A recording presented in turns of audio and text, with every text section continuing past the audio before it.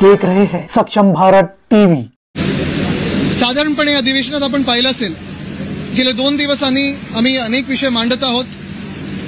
विधिमंडळात सहभाग घेऊन आमच्या स्थानिक जनतेचे असतील, मतदारसंघातल्या किंवा संपूर्ण महाराष्ट्राचे विषय असतील हे मांडत आहोत। विरोधी पक्ष म्हटलं तर जे काही घडामोडी होतात त्याच्यावर भाष्य करणं गरजेचं असतं आणि हे करत असताना सरकारला सत्य परिस्थिती काय आहे ती आम्ही दाखवण्याचा प्रयत्न करतो। गेले 2 दिवस जे आम्ही मागणी करत होतो की लोणीकरजी यांनी आमची नाही, आमदारांची नाही तर महाराष्ट्रातल्या तमाम शेतकऱ्यांची माफी मागावी ही आमची मागणी कायम आहे आणि त्याच्यावर आम्ही ठाम आहोत। आता आपण अधिवेशनात हाऊसमध्ये पाहिलं असेल काहीतरी स्पष्टीकरण द्यायचं, काहीतरी सांगायचं की नाही हे तोडून मोडून माझं वाक्य जोडलेलं आहे, मी असं बोलतच नव्हतो, हेतू माझा हा नव्हता, अमुक नाही तमुक नाही। आमची मागणी स्पष्ट होती की तुम्ही शेतकऱ्यांची माफी मागा, महाराष्ट्रातल्या तमाम शेतकऱ्यांची माफी मागा। ते काही मागायला तयार नाहीत आणि जेव्हा आम्ही मागणी केली की शेतकऱ्यांची माफी मागावी लोणीकरजींनी, तर जणू काय संपूर्ण भाजपची आणि एशियनची गटाचंच पूर्ण भूमिका ही जे लोणीकर बोलले तीच आहे, शेतकऱ्यांबद्दल तसाच विचार करतात असंच आमच्या अंगावर आले। असो, आम्ही 8 आमदार होतो, आम्ही हाऊस बंद पाडलं कारण आमची मागणी हीच आहे की स्पष्टीकरण नकोय आम्हाला। बबनराव लोणीकरजी यांनी माफी मागावी, ती महाराष्ट्रातल्या शेतकऱ्यांची मागावी, बाकी काही आम्हाला त्यांच्याकडून ऐकायचं नाहीये। आणि तर जर त्यांना सहभाग पुढे घ्यायचा असेल तर त्यांनी महाराष्ट्रातल्या शेतकऱ्यांची माफी मागावी। आणि दुसरं मत आमचं हे आहे की भाजपने असेल किंवा एशियनची गटाने असेल त्यांना संरक्षण देऊ नये। जर संरक्षण दिलं याचा अर्थ हाच होईल की ते त्या दिवशी जे बोलले तीच भूमिका आणि तेच मन हे भाजपचं आणि एशियनची गटाचं आहे। आज सभागृहामध्ये शेतकऱ्याचा अवमान करणारा आमदार लोणीकर यांनी काही खुलासा केला।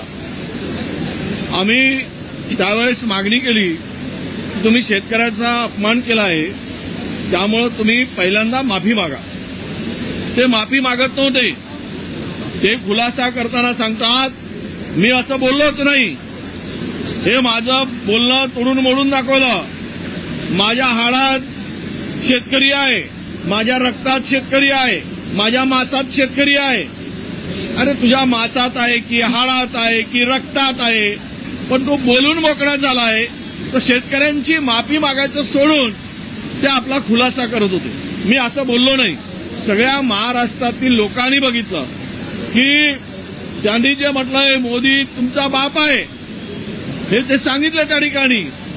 त्यांनी त्याच्या पलीकडे जाऊन सांगितलं तुमच्या अंगावरचे कपडे मी दिलेत, आमच्या सरकारनं दिलेत, तुमच्या बहिणींना आईना 1,500 रुपये लाडक्या बहिणीचे मी दिलेत, माझ्या सरकारने दिलेत, यांच्या बापांनी दिलेत, अशा पद्धतीनं त्यांनी उल्लेख केला होता। त्यामुळं समस्त शेतकऱ्यांचा अपमान लोणीकरांनी केलेला आणि म्हणून आमची मागणी होती की तुम्ही माफी मागा। तर त्या ठिकाणी सत्ताधारी पक्षातील आमदार आणि मंत्री लोणीकरांच्या बोलण्याला समर्थन देत होते की ते लोणीकरांना समर्थन देत होते। म्हणजे लोणीकरांचं वाक्य हे शेतकऱ्याप्रती जे आहे तेच या लोकांची भूमिका होती। तिथील मंत्री लोणीकरांची वकिली करत होते। म्हणजे हा काय प्रकार आहे? म्हणजे यांची भूमिका, लोणीकरांची भूमिका म्हणजे सरकारची भूमिका आहे का? लोणीकरांचं वक्तव्य म्हणजेच भारतीय जनता पक्ष आणि महायुती सरकार यांची सुद्धा लोणीकरांच्या म्हणण्याला दुजोरा आहे का? तर म्हणून आम्ही माफी मागा म्हणून मागणी करत असताना उलट ज्या केंद्र सरकारने हजारो शेतकऱ्याचा बळी घेतला मोदींच्या नेतृत्वातील, त्यांना येऊ दिलं नाही, आंदोलन करू दिलं नाही हरियाणा पंजाबमधल्या शेतकऱ्यांना, ते आम्हाला म्हणतायत की देशद्रोही आहे। म्हणजे उलटा चोर कोतवाल को दाटे। आपण शेतकऱ्यांचा अवमान करायचा, शेतकऱ्यांना त्या ठिकाणी अशा पद्धतीनं भिकारी म्हणायचं आणि वरून माफी मागायची नाही आणि लोणीकरांचं समर्थन करायचं।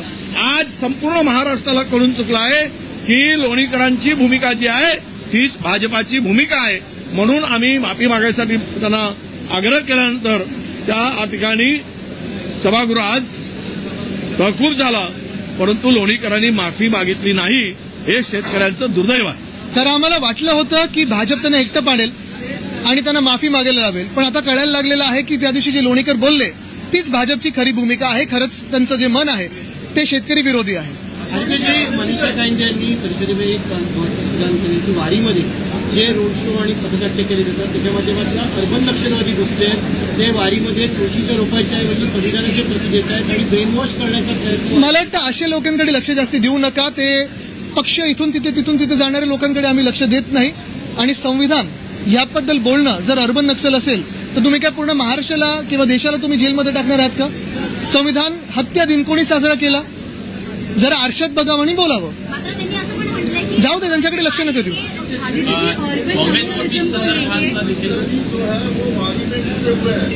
देखिए, ऐसे लोगों को ज्यादा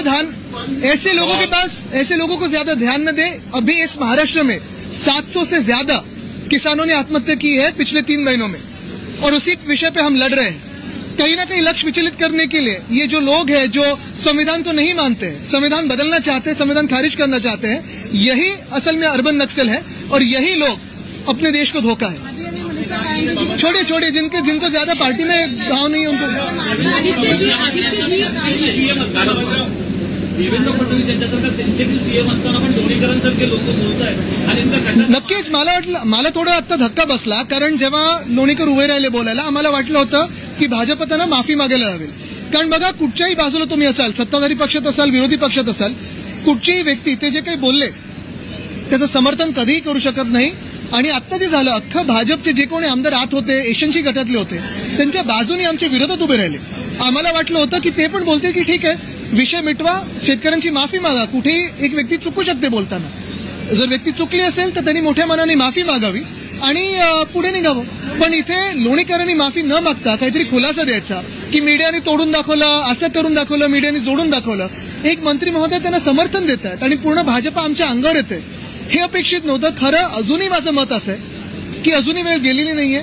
त्यांनी आत्ता हाऊसमध्ये यावं आणि शेतकऱ्यांची माफी मागावी. आम्ही शांत बसू, आम्ही काही आरडाओरडा करणार नाही. शेतकऱ्यांची माफी मागावी आणि त्याच भावनेतून पुढे काम करावं.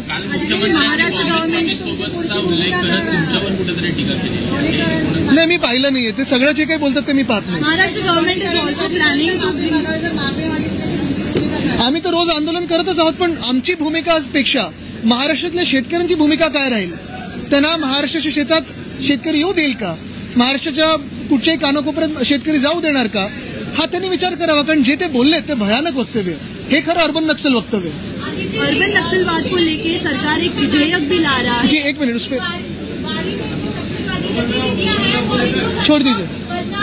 तो ये हिंदू धर्म क्या है हमें बताएंगे, जो खुद पार्टी बदलते हैं. छोड़ दीजिए उनको, हम ज्यादा ध्यान नहीं देते. अर्बन नक्सलवाद को लेके सरकार एक विधेयक भी ला रही थी. पिछले बार भी ये विधेयक प्रेजेंट हुआ था.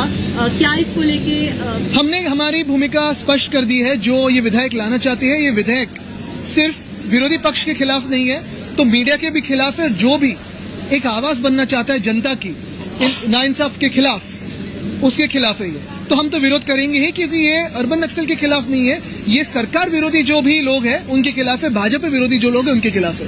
सरकार के लोग ये भी फोटोज दिखा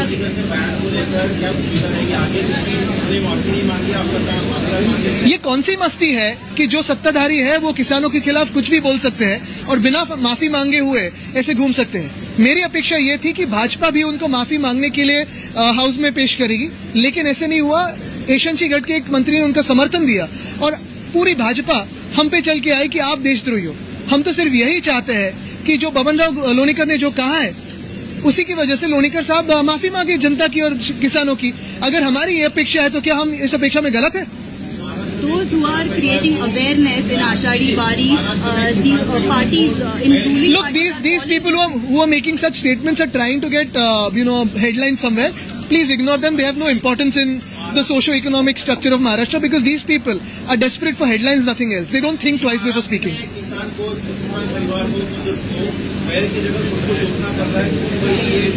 यही तो समस्या है. और ऐसे जब होता है तब सत्ताधारी पक्ष के जो विधायक है उनके खिलाफ बयान देते हैं और चल जाता है. सत्ताधारी पक्ष और भाजपा उनके साथ खड़ा रहता है. इसी महाराष्ट्र में, इसी सरजमीन पर अगर आप देखिए तो पिछले 3 महीनों में 750 से ज्यादा किसानों ने आत्महत्या की है. ये हमारे ही नागरिक थे, ये हमारे राज्य के लोग थे. यही सरकार उसके लिए जवाबदार है, जिम्मेदार है. तो फिर क्यों ना कोई बयान देते उस पर? कोई दर्द नहीं होता इनको? संवेदनशीलता नहीं है इनमें? कब करेंगे? कब करेंगे? ये अच्छे दिन आएंगे ऐसी बात हुई? देखिए मैं बोल रहा हूँ सत्य है. सत्य ठीक आहे. मुख्यमंत्री असताना ते म्हणायचे की हे शेतकऱ्यांचं सरकार आहे, मात्र आता बबनराव लोणीकर असतील किंवा शेतकऱ्यांबाबत बघा, हे जे आमदार असं बोलतात त्यांना एक एस्केप रूट मिळालेला आहे की शेतकऱ्यांचाच मुलगा आहे मी किंवा काय. जेव्हा एशनशी गटातले भ्रष्टनाथ शिंदे मुख्यमंत्री होते, गद्दार मुख्यमंत्री होते, तेव्हा ते म्हणायचे की मी शेतकरी आहे. कदाचित त्यांनी अजूनही मी सांगतो आपल्या राज्यातल्या काय देशभरातल्या सगळ्या शेतकऱ्यांसाठी कोचिंग क्लासेस घ्यावे की एका आमदारकीच्या टर्ममध्ये असेल एवढी मोठी जमीन कशी बळकावी, त्याच्यावर शेती कशी करावी, काही थोडं कधी स्ट्रॉबेरी, कधी आंबा, कधी काय दाखवून 2-2 हेलिकॉप्टर आपल्या शेतात कसे येतील? आजूबाजूच्या घरांमध्ये दिवे नसतील, रस्ता नाहीये, पण स्वतःच्या शेतात 2 हेलिकॉप्टर उतरतात. अशी जागतिक शेती तर नोबेल प्राइज मिळायला पाहिजे, नोबेल प्राइज मिळायला पाहिजे अशा शेतीसाठी.